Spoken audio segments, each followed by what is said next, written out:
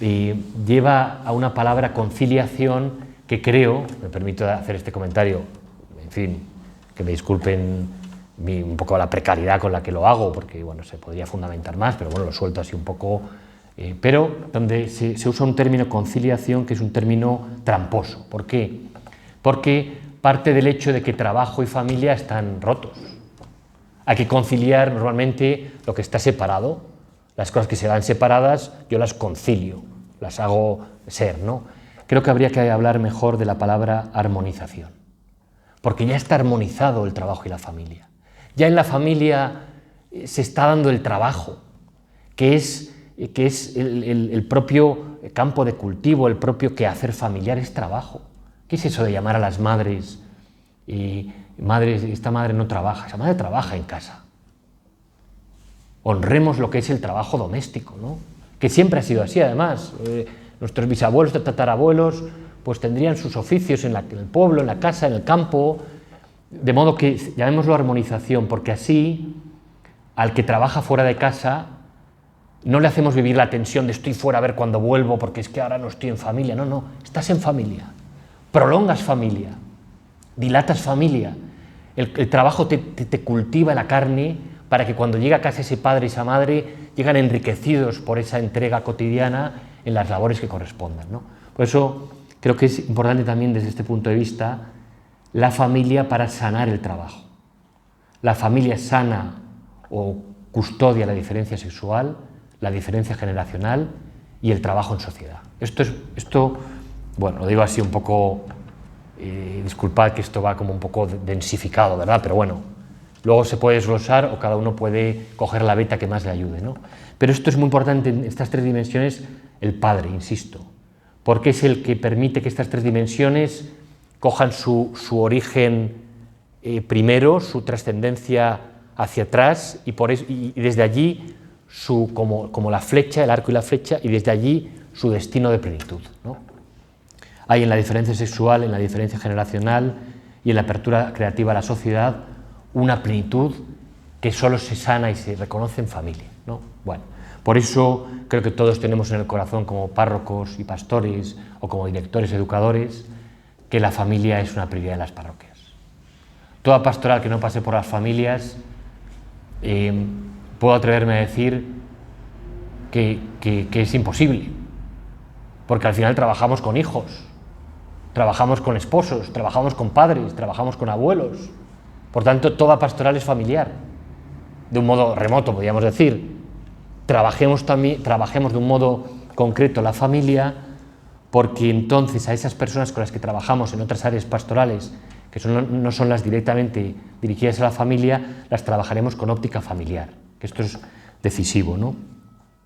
Yo pienso bueno, pues que toda regeneración y toda esperanza de futuro pasa por trabajar la familia, porque al final si enseñamos a nuestros niños a ser hijos, llegarán a ser esposos y serán buenos padres. Y este proceso, como decía Hannah Arendt, cada vez que nace un niño hay una novedad que nos está diciendo, empieza ahora otra vez, aprende a descubrir tu paternidad. Cada vez que hay un bautizo, empiezas ahora. Tienes un bautizo, pues tienes una gran esperanza. Tienes una boda, pues hay una gran esperanza. Es que no hay bodas, bueno, pues trabajemos por la esperanza de que llegarán, ¿no? Y trabajemos por la esperanza de que llegarán en la familia. Bueno, segundo gran bloque en el que me quería referir al padre, es que si el padre podemos decir que es el eje de la alianza, el padre es el garante de la promesa, que está vinculado a la alianza, muy vinculado. El garante del protagonismo del hijo. Aquí hay un punto que confieso y comparto, que me ha preocupado mucho durante estos últimos meses y lo he compartido con otros discípulos en colegios, pero también con discípulos que trabajan familias o con otros compañeros sacerdotes, ¿no? Y es el tema de la elección. Hay un elefante en la habitación. Es un elefante en la habitación que tenemos que reconocerlo. ¿Y qué es el elefante en la habitación? Es el tema del cuerpo y del lenguaje del cuerpo, que ha perdido su sentido, ¿no? El cuerpo ha perdido su sentido y su significado sexual y no queremos acabar de afrontarlo, pero está siendo así. Y esto hace que el sujeto, perdiendo este don originario de la sexualidad, quede ahora disipado en ese segundo elefante o una derivada de ese primer elefante, que es las redes sociales. El sujeto se diluye, el sujeto se ensimisma en las redes. Bueno, hay varios libros en relación a esto, uno de Jin-Han Schul, La sociedad del cansancio, que a lo mejor nos ha llegado un libro pequeñito pero muy sabroso, donde dice el sujeto un poco sometido a esta dificultad para entender su cuerpo, ahora queda virtualizado y se agota en un mundo que no abarca, como uno de los elementos, ¿no? Yo veo una derivada de esto clara y es en el tema de la elección. El sujeto, en ese abanico de posibilidades inmensas, vive absolutamente perplejo y no cierra elección, no quiere elegir. Hay un documental de Netflix que ha salido ahora de Social Dilemma. Bueno, tendrá muchos límites, obviamente, ¿no? Nosotros lo vimos en comunidad y lo comentamos y nos dio bastante conversación, porque plantea el tema de una red configurada, no de una forma ingenua y de alguna forma espontánea, ¿no? Sino una red configurada para que se pague con tiempo lo que es gratuito. Si el producto es gratis, pregúntate si no eres tú el producto, si no eres tú aquel que con tu tiempo estás pagando ese producto que se te da, ¿no? Entonces, partiendo de esta tesis, lo que dice es que la red lo que busca es que le demos tiempo, y para ello lo que va a hacer es algo muy sencillo y muy obvio, y es ahondar en nuestros caprichos. Si yo alimento los caprichos y los voy ensanchando, el sujeto me va a dar más. Si yo polarizo las noticias, el sujeto me va a dar más. Si yo le meto al sujeto, una vez que he localizado los objetos de su deseo, se los voy metiendo, el sujeto me va a dar más. Y entonces pues prolifera la pornografía, porque la red propia está estructurada con unos algoritmos que percibe que el sujeto le da más con eso, y entonces lo propicia, lo fomenta. Esto es así, es evidente, es obvio. Más consumo, más dinero y por tanto más beneficio, ¿no? Bueno, y decía que una de las derivadas de este sujeto que se está viendo entrampado en las redes es la dificultad de elegir. Dice, el joven ya no asume riesgos, se va generando una realidad a su medida, a su antojo, una realidad cómoda. El drama del chico de hoy ya no es el botellón, eso era antes. A los padres ya no les preocupa el botellón, ojalá hubiera botellón, perdona, quiero decir, esto lo digo con todos los peros, ojalá, no porque el botellón no sea malo, que tiene una maldad, sino porque hay algo peor, que es el sujeto encerrado en una habitación absolutamente atrapado interiormente por una serie de elementos absolutamente incontrolables por los padres y que buscan la adicción, porque está diseñada así para generar la adicción. Esto lo digo primero sin dramatismos y segundo consciente de que tenemos que trabajar en ello, ¿no? En ese medio, ¿no? Bueno, bien, este tema requiere paternidad y si no hay paternidad, pues no hay elección, no hay punta de flecha que vaya guiando al hijo. La paternidad ayuda a elegir cómo, introduciendo en la grandeza que pide sufrimiento. El padre, como acabamos de leer en ese texto de Marquesini, enseña al hijo que hay promesa en la vida, que hay cosas que merecen la pena, que hay grandeza en la vida.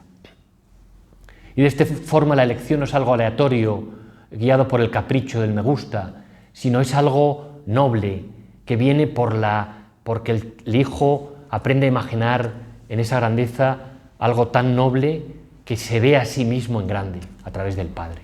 Y viéndose en grande, lo elige. Y lo elige con otros. Y así va haciéndolo ser poco a poco. Y en este proceso es que es clave el padre. Sin padre, la elección será no elegir. No elegir, ya veremos, dice el joven. Lo voy viendo, lo vamos viendo. La Pascua, que ahora estamos todos promoviendo la Pascua, vente a la Pascua, bueno, ya si eso lo voy viendo, dice. Bueno, pues que quedan 2 semanas, que no... Dilatan los riesgos no se asumen, se dilata, ¿por qué? Pues porque se elige no elegir y esta es la peor de las elecciones. Claro que uno está eligiendo cuando no elige, pero está eligiendo lo peor, que otros elijan por mí. Y esto esto sucede por el ocaso del padre. Cuando hay un padre, y ese padre es padre de familia, ese padre es un sacerdote que mira al muchacho y le dice, y le descubre su grandeza, y le descubre aquello a lo que está llamando, el chico ahora va orientando en el orden de amores aquello que quiere y va, de alguna forma, poquito a poco, dando pasos, ¿no? Bueno, pues esa película interesante que hemos comentado con familias y con jóvenes, Mandarinas, una película eslovena, decía un sacerdote de una parroquia de Pozuelo, decía, los discípulos os gustan las películas las películas coreanas subtituladas en inglés, ¿no? A veces es verdad, ¿no? Pero en este caso esta película eslovena merece la pena, es una película vigorosa de un padre Ivo que acoge 2 soldados enemigos bajo su techo por una circunstancia y ahora los va llevando a los dos de la mano mediante pequeñas promesas. Prométeme que estarás en tu habitación hasta que yo te lo diga. Venga, lo prometo, tú me has acogido en tu casa. Prométeme que... Y así a pequeñas promesas, mediante una pedagogía de la promesa bellísima propia del padre, va llevando poquito a poco en la buena elección hasta que la película sorprende, y no la desvelo, para que quien quiera pues se acerque a ella, ¿no? El padre que ayuda al hijo a elegir, mediante entendiendo la narrativa del hijo, que hay un origen, un destino en el hijo, y mira al hijo en la plenitud a la que es llamado, aprende a mirar al hijo como lo que es, un sujeto de vida eterna, ¿no? ¿Qué pedís para este niño? La vida eterna, dicen los padres, ¿no? Y Angelini decía, en la clase, en el colegio, no miréis alumnos, mirad hijos. Mirad hijos. La parroquia lo que hay son hijos. Es un abuelito, es un hijo del padre, que ha derivado, ya se ha florecido en abuelo. Pero es hijo, ¿no? Y esta mirada nos ayuda a entender la maravilla que nos ha hecho Dios Padre, dándonos, transfundiéndonos su paternidad, ¿no? Bien, en este tema de la elección hay un punto que sí que quería considerar, porque para que el padre ayude a elegir, tiene que hacer algo decisivo. Ya lo dice el Deuteronomio. Luego Benedicto XVI retomó este texto de Deuteronomio en catequesis con sacerdotes, hablando de los hijos. Decía, ¿cómo ayudamos a que nuestros hijos elijan? ¿No? Eran sacerdotes padres, era una tertulia, ¿no?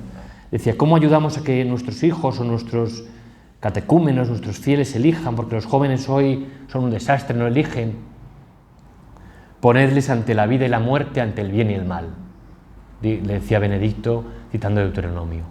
Situadles ante los novísimos. Claro, ahora entiendo que llega el momento de los novísimos que muchas veces hemos tocado, ¿no? Es propio del sacerdote padre hablar de los novísimos. Es formidable hablar de los novísimos. Porque en ningún caso dejan al sujeto, no sé, en su ser espectador. Es que estos novísimos son tu vida. Es que tienen un punto dramático los novísimos. Determinante. Esa palabra eterno da miedo, me decía una persona. Pues da miedo, es verdad. Pero ennoblece también. Ennoblece. Tus actos tienen un punto de eternidad y así tu vida coge un vigor nuevo. Un vigor formidable, ¿no? Guardini decía, la alegría y la seriedad van de la mano. Porque uno solo puede estar alegre cuando comprende que su vida va en serio. Que esto va en serio. Que estos pequeños actos de amor tienen una repercusión eterna. Y va en serio. Y puedo hacer un bien que sea un bien resonante más allá de mí mismo y más allá de mi tiempo, y es eterno. Y qué maravilla que Dios haya querido darnos esa seriedad, que no nos ha tomado en broma, como si fuera esto una especie de aventurilla, entertainment. Bueno, pues esto que Guardini dice, seriedad y alegría, se vislumbra en los novísimos. Y es tarea del Padre. Juan Pablo II lo decía hace ya, en Cruzando el umbral de la esperanza. Pues yo creo que esta obra pues, tiene ya más de 20 años, desde luego, ¿no?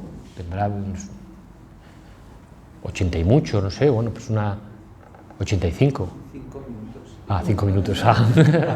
Vale. Vale, me quedan 5 minutos de eternidad, ¿no? Gracias, Juan Carlos, bien. Es que hay que aterrizar la eternidad, si no estoy... Bien. Bueno, hablemos de los novísimos porque es hablar de la elección y hablar de la grandeza. Bien. Tercer punto, y con este voy a terminar, que es cómo plasmar el corazón de padre, cómo plasmarse como padres. Bien, y aquí voy a dar unos puntos muy concretos para sacerdotes que me escuchan y que de alguna forma creo que nos pueden ayudar. Cómo plasmarse como padres, cómo convertirse a la paternidad día a día frente al enemigo que también está en nuestro corazón sacerdotal de huir o esconderse porque el hijo hace sufrir, ¿no? Bueno, primero, vivir con las familias, aprender de ellas, a velar. ¿Y cuánto nos ha ayudado, por lo menos hablo de nuestra familia religiosa, cuánto nos ha ayudado en la pastoral familiar, porque hemos aprendido lo que es vigilar al hijo, la mañana y la noche, cómo los padres velan, cómo el padre lleva a su hijo con ese celo paterno y esa vigilancia paternal aplicada ahora a nuestra vida, ¿no? Y cómo cuidar la mañana, el padre a la mañana coge a sus hijos, los lleva al colegio, o coge a sus hijos, los despierta y los nutre, cómo nos despertamos nosotros con esa perspectiva de cooperar con Cristo y cómo cuidamos la noche, que si el padre es momento de velar por hijos, para nosotros debería ser un momento de cuidar el celo de padres en el fuego de la oración, en un ambiente interior.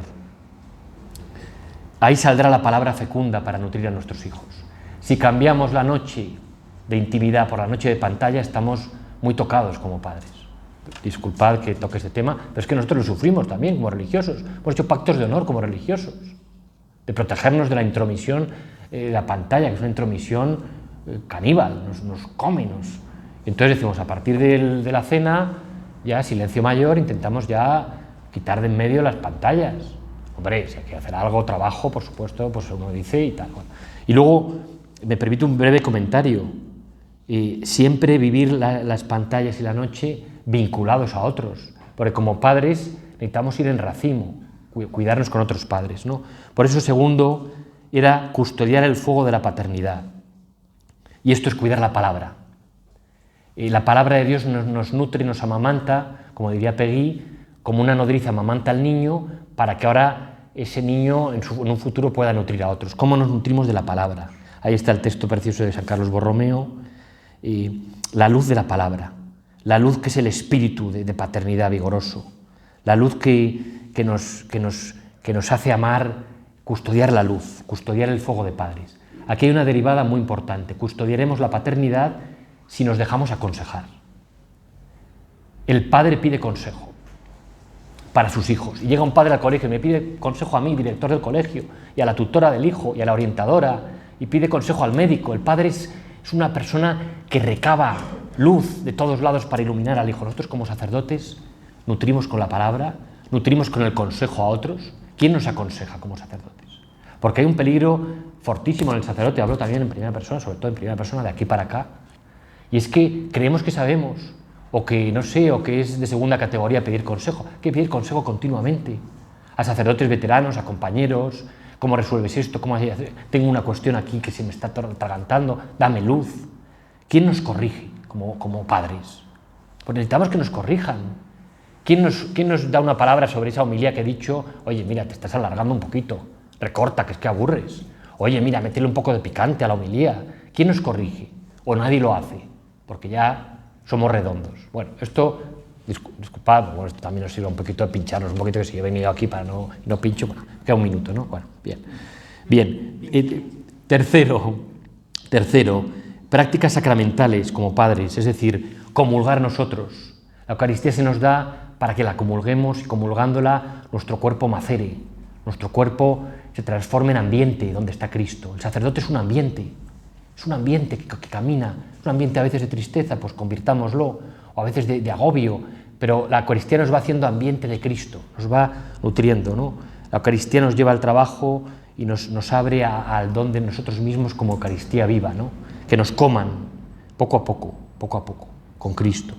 Y tercero y último, o cuarto y último, la luz lleva a prácticas sacramentales y lleva a imaginar itinerarios. Esto me parece decisivo, no me da tiempo a tocarlo, ya lo siento, pero bueno. El padre, sacerdote, tiene que imaginar itinerarios.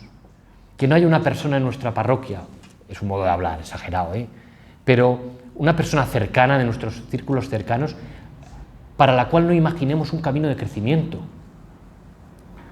itinerarios de crecimiento para nosotros mismos como sacerdotes, obviamente, como progreso, qué pasito puedo dar, qué puedo ofrecer, cómo me puedo vincular más a la comunidad sacerdotal de la vicaría o de este grupo de sacerdotes o de este otro, y cómo hacemos caminar a nuestra gente, cómo imaginamos los sacerdotes. Estas horas de la noche o del sábado por la mañana o yo que sé cuándo, porque nuestro tiempo es escaso, es cierto, ¿no? Pero que podamos pensar a fulanito en qué grupo le meto, qué responsabilidad le doy. Esto es propio del Padre, imaginar e imaginar en grande. Bueno, disculpad que me pasó el tiempo, muchas gracias, Dios os bendiga a todos. Bueno, pues le he metido un poco de prisa para que nos dé tiempo también de dialogar, porque creo que ha sido muy sugerente. No sé si el que quiera preguntar se puede acercar aquí para que se le oiga. Y si no, con la voz alta, yo me lanzo a hacer la primera pregunta porque nos ha anunciado al principio que me ha tocado, que era la virilidad. Sí. No sé si la has tocado y yo no me he enterado. Pero bueno, unida a la paternidad, ¿no?, que has dicho. Entonces, un poco este aspecto. Y luego también los que queréis preguntar. Me quedo por aquí arriba y así os doy la palabra. Sí, tienes razón, Juan Carlos. Iba vinculado al punto de la diferencia sexual, pero también va vinculado a qué es lo propio, o sea, el hombre viril, que de alguna forma lo afrontemos con fuerza, ¿no?, la virilidad. Nosotros hemos hecho una reflexión de este tema, que obviamente siempre es delicado porque estamos en una época desequilibrada en fin, que parece que lo que uno diga en favor de algo lo está contraponiendo a otro, ¿no? Estamos en una dialéctica peligrosísima de varón versus mujer, yo qué sé, bueno, todo esto, ¿no? Entonces, la virilidad viene en relación a la paternidad porque de alguna forma supone una apertura muy singular, o sea, la virilidad va vinculada al trabajo, a un modo de tenacidad, de fortaleza, diríamos, muy peculiar y propia del varón, ¿no? Tengamos en cuenta que si hay algo propio de la feminidad en esa acogida, en esa ternura, en esa capacidad de recordar al hijo a través del cuerpo de la madre que estuvo en el seno, que tuvo un origen, es propio del padre como varón, como viril, enseñarle al hijo lo que hemos leído antes, a morir. Y la virilidad por eso tiene la fortaleza propia del sujeto que sale de sí mismo y se entrega, ¿no? La propia sexualidad masculina es una sexualidad de donación, la femenina es de recepción. Esa donación del varón conlleva pues está conllevando pues esa capacidad también de dar su vida, de darse al trabajo de morir para proteger el hogar, ¿no? Entonces, fortaleza, virtud de la fortaleza indica constancia y pertinacia en lo que uno ha emprendido y creatividad también para la novedad. Estos son rasgos que no son exclusivos del varón, pero que sí se dan en él de una forma sustancial, por así decirlo. Y, bueno, no es que sean rasgos exclusivos, pero sí rasgos propios del varón. Asumir el riesgo de una vida es también propio. La mujer es más, protege el hogar y por tanto va siempre a tender a una cierta seguridad necesaria, garantía de hogar. El varón tiene que poner en riesgo. ¿Por qué? Pues porque hay que afrontar la vida con su destino y la casa se va ampliando porque llega la prole, hay que buscar nuevos recursos. Propio de la virilidad es también asumir el riesgo, fiado en un gran amor, ¿no? Abraham o los patriarcas, ¿no? Bueno, bien, esto no es un tema inmediato, pero es un tema muy importante, yo creo, ¿no?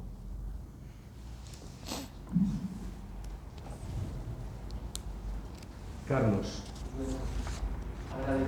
te puedes quitar si quieres la mascarilla, así mientras preguntas. Bueno, agradecer la charla, también las lecturas que has recomendado. Sí que me queda un poco, el punto de partida es aniquilar al padre, ¿no? Pero me surgía también qué signos un poco positivos también puede haber en nuestra sociedad del padre, ¿no? Porque la imagen también es que, claro, todo es negativo. Entonces, tampoco eso yo creo que también puede haber unos signos, por ejemplo, con la vida decías, ¿no?, que el hijo es una novedad, ¿no? Pues ¿qué otros signos se pueden intuir que también se pueden potenciar y que están presentes, ¿no?, en el padre de hoy? Me venía ahora también, no es una reflexión rápida, pero todo el movimiento también que hay feminista, que ha estado mucho, ¿no?, también viene un efecto de una imagen del padre, a lo mejor que tampoco era la más, que también tenía sus déficits, ¿no? Entonces, bueno, un poco qué signos positivos podemos ver, ¿no?, como brotes. Sí, totalmente. Vamos a ver, de cada uno de los puntos que he tocado salen derivadas que habría que explicitarlas un poco para remarcar la esperanza que tienen, es decir, ¿quién reconcilia con la creación de un modo más radical y con el trabajo, por tanto? El Padre. El Padre sana el trabajo, sana la creación de alguna forma, la transforma en hogar, le hace ver al Hijo que se esconden dones detrás de cada camino, ¿no? Segundo, ¿quién garantiza la promesa y mantiene en el Hijo una promesa viva que le ayuda a elegir, y a elegir saliendo de sí mismo, y a elegir con sufrimiento a veces, pero siempre reconociendo que se va cumpliendo la promesa? El Padre.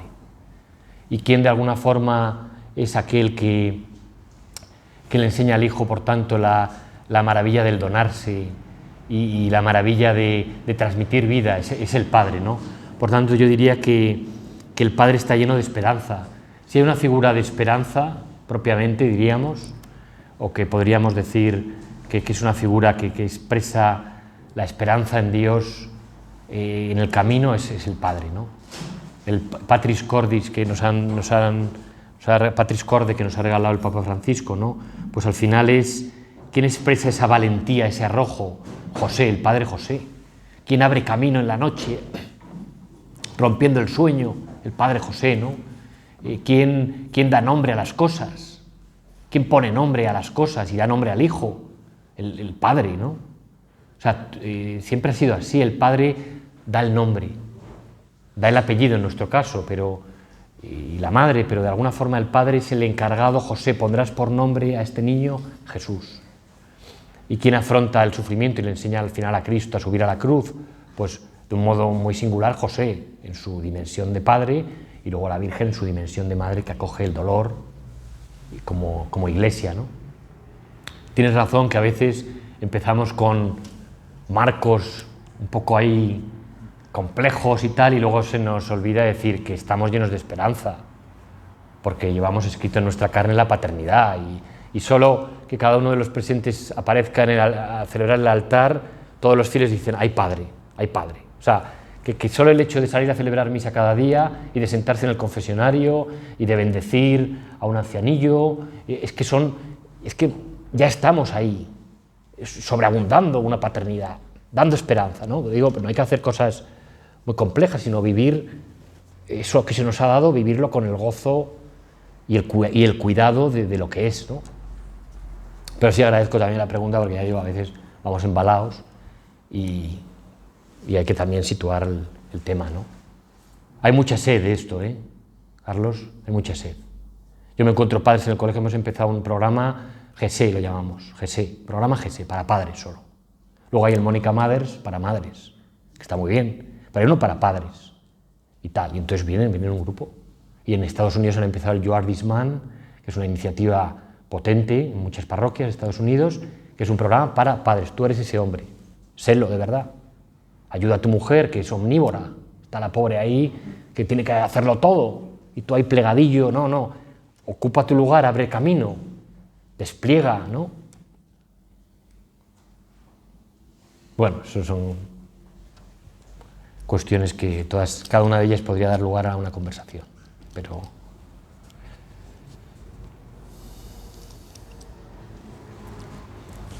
Está este libro también, ya puestos a rematar la faena, que es Sacerdotes con qué futuro, de la BAC.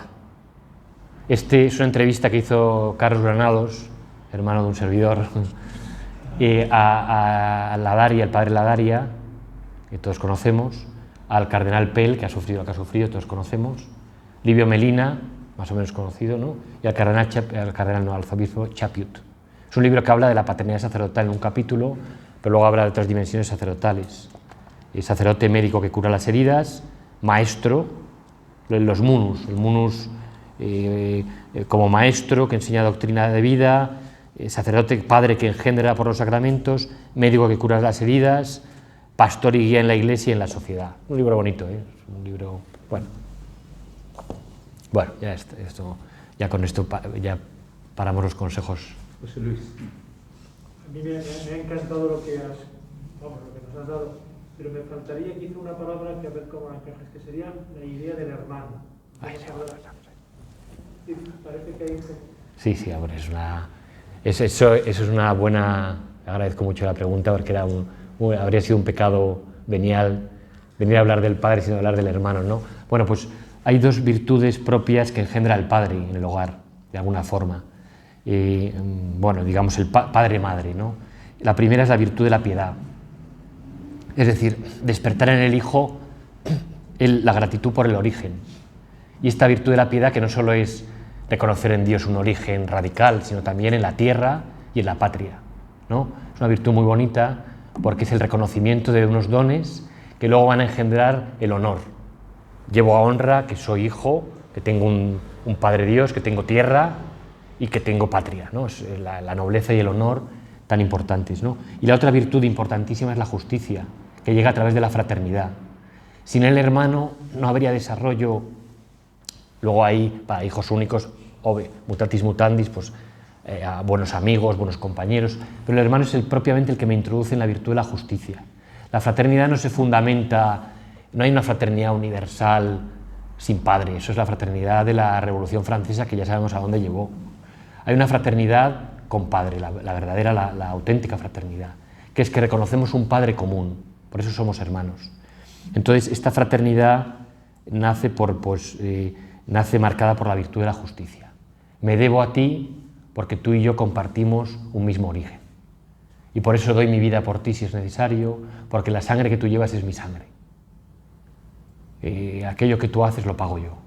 O sea, el tema fraternal es un tema precioso, es un tema potentísimo, porque es el hermano el que también nos pule, nos sitúa y nos sitúa en la virtud de la justicia, que no eres el dueño de todo, sino que hay unos bienes que tienes que aprender a redescubrirlos desde el origen, y esto es el hermano el que lo dice.